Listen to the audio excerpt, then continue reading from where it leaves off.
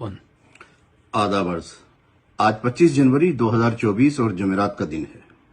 گزشتہ دنوں معروف اینکر وسیم بادامی کا ایک پروگرام جو انہوں نے حیدر رضوی کے ساتھ کیا تھا وہ دیکھنے کا موقع ملا۔ آپ تمام لوگ اس بات سے اچھی طرح واقف ہے کہ قائد تحریک جناب الطاف حسین پر جو بیہودہ الزامات عائد کیے گئے ہیں انہیں آج تک کسی عدالت میں ثابت نہیں کیا گیا۔ البتہ اسی نوعیت کے الزامات مصطفیٰ کمال نے خالد مقبول صدیقی پر بھی عائد کیے تھے اور بہت سنگین الزامات عائد کیے تھے، لیکن ان الزامات کی روشنی میں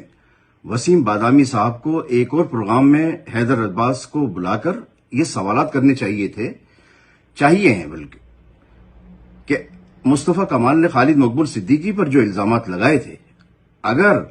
وہ الزامات درست ہیں تو حیدر رضوی نے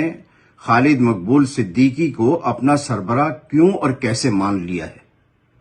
اور اگر مصطفیٰ کمال کے خالد مقبول صدیقی پر لگائے گئے الزامات غلط ہیں، جھوٹے ہیں، بے بنیاد ہیں، تو حیدر رضوی مصطفیٰ کمال کی سربراہی میں کام کرنے اور سیاست کرنے میں کیوں اور کیسے آمادہ ہوا؟ وسیم بادامی صاحب، آپ کو اپنے ایک اور پروگرام میں حیدر رضوی سے یہ سوال بھی کرنا چاہیے کہ آج تک مصطفیٰ کمال نے خالد مقبول صدیقی پر لگائے گئے کسی بھی اپنے الزامات کو کسی بھی فورم پر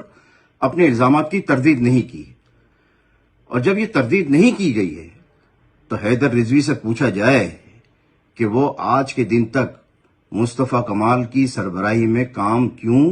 اور کیسے کر رہا ہے، یہ منافقت کیوں